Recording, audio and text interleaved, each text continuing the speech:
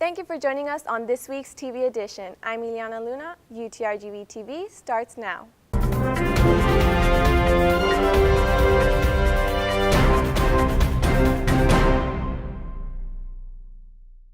On this week's top story, a citizen group held a rally to advocate reproductive rights in the Rio Grande Valley. Our reporter Sarah Garcia has the details. Shouts, People must decide their fate. signs,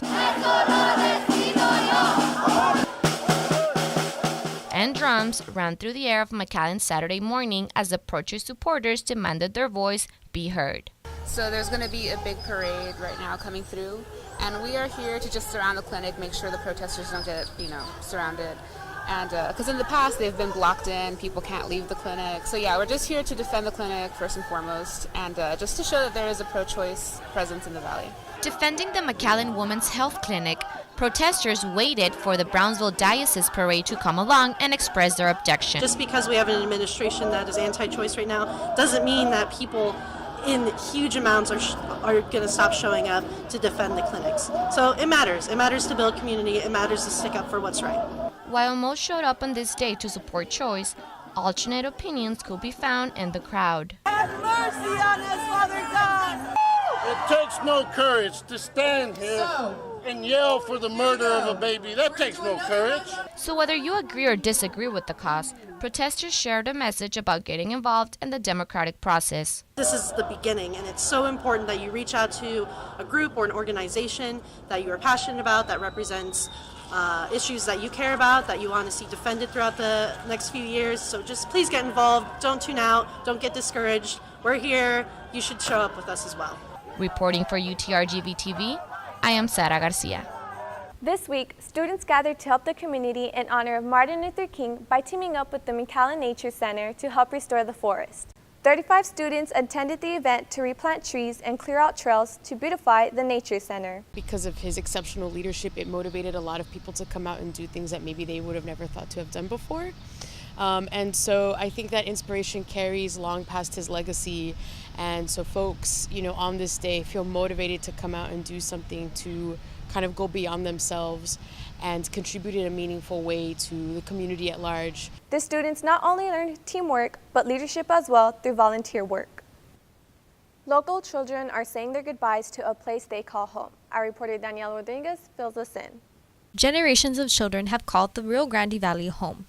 For foster children, it is difficult to call any place their home. These children are going to be removed from their community, from their family. They're already being removed from their family. Then to be removed from their community, their school, their friends, their family, and into outside of the valley. And that's traumatic as it is. For many of these children, foster care is their only home.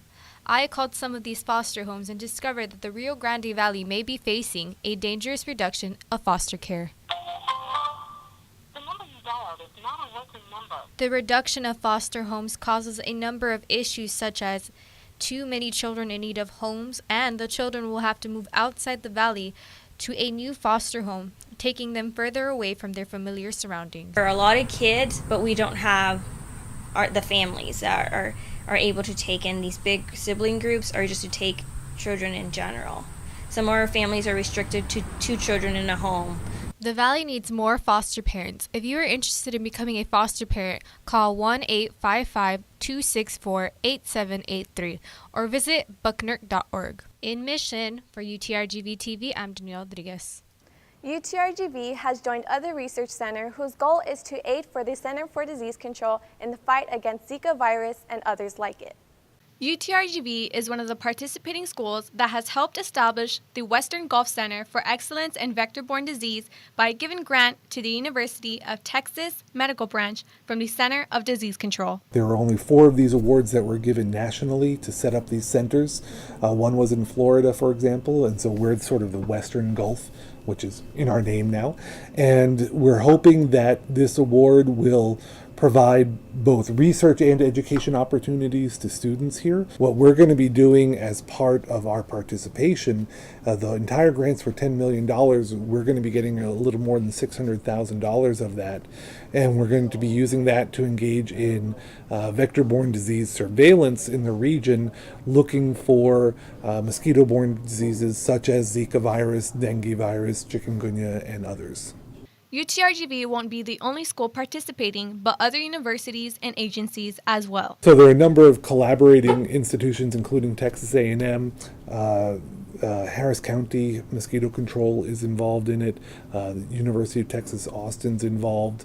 The State Department of Health Services is involved. So it's a very good group of people to be involved in this. Both Professor John Thomas and Chris Vitek of biology hope to train students to assist in the testing as it is still being pre-planned. I absolutely want to train students how to test these samples, what kind of methods to use, how to identify the mosquitoes, and that sort of thing. And part of the goal of the education component is to work to try and train sort of the next generation of vector biologists. Professor Thomas and Vitek are significant figures in the research, where Vitek is a vector biologist and Thomas a virologist.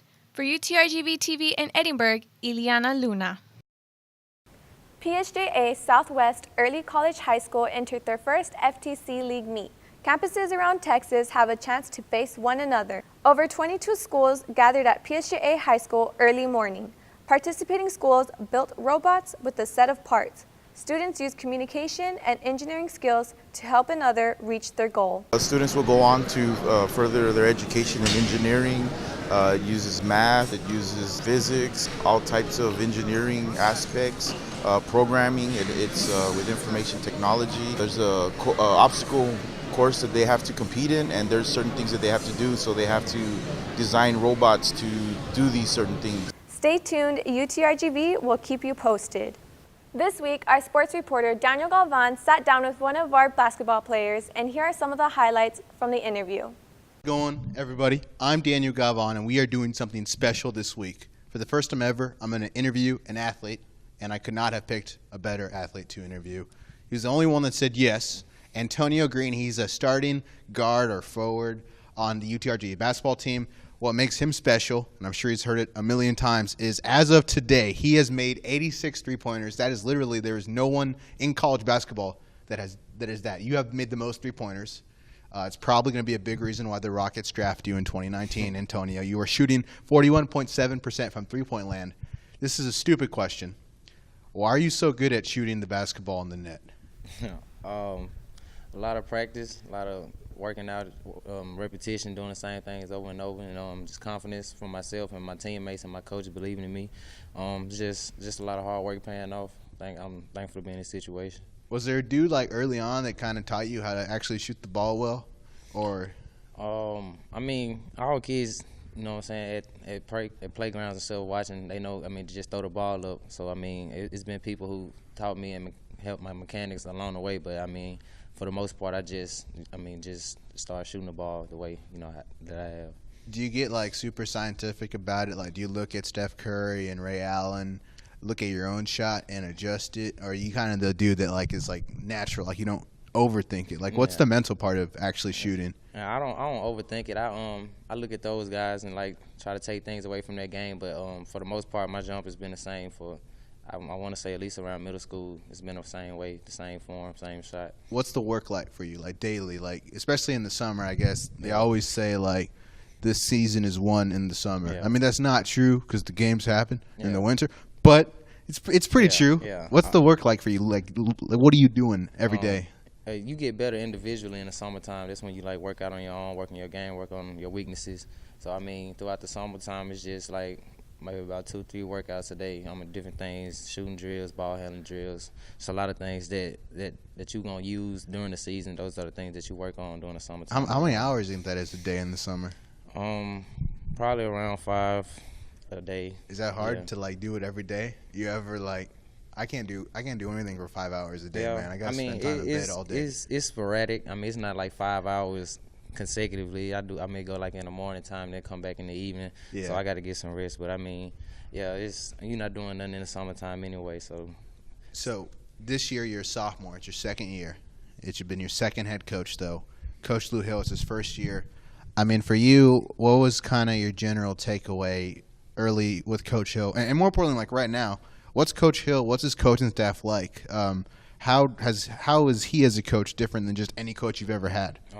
He may be the best coach I've had. I mean, he knows the game in and out. He knows how to improve from game to game. He loves basketball. He's always watching film, trying to figure out ways for us to be better as a team and individually.